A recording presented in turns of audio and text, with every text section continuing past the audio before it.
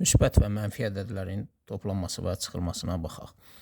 Fərz edək ki, mənfi 3-lə müsbət 5-i toplamaq lazımdır.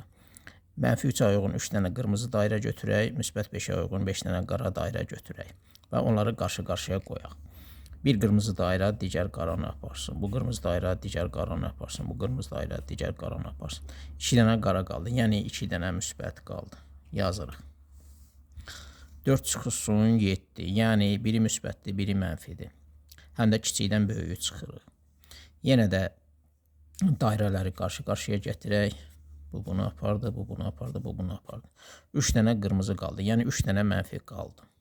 Çünki demişdik ki, qırmızılar mənfidir, qaralar müsbətdir. İndi hər ikisi mənfi olan hala baxaq. Mənfi 3 çıx 5, hər ikisi mənfidir. Hər ikisinə uyğun qırmızı dairələr düzdür. Aydın ki, bunlar qarşı-qarşıya gəlməyəcək, əksinə toplanıb bir komanda olacaq. 8 dənədir, qırmızı olduğu üçün də mənfi qoyuruq. Belə halda mümkündür. Mənfi 4 çıx, mənfi 6.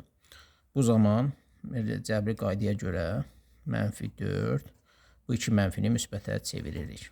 Bu da yuxarıdakı kimi bir qırmızı, bir qara ilə, bir qırmızı, bir qara ilə, bir qırmızı, bir qara ilə, bir qırmızı, bir qara ilə. 2 dənə qara qaldı, yəni 2 dənə müsbət qaldı. Demək, bu isə o deməkdir ki, bütün bunlar mənfi ədədinə müsbət ədədi toplayanda modulca hansı böyükdürsə, yəni hansının sayı çoxdursa, o yazılır, işarə də onun işarəsi olur. Yəni burada 5 böyükdür, işarə 5-in işarəsi oldu. Böyükdən kiçiyi çıxdı, 5-in işarəsi oldu. Burada böyük 7 idi, 7-dən 4-ü çıxdıq, 3 qaldı, böyüyün işarəsi qaldı. Hər ikisi mənfidir, toplanır, işarə yenə də mənfi olur. Burada da yenə keçiddən sonra böyük olan 6 idi, müsbət idi, işarə onun işarəsi oldu.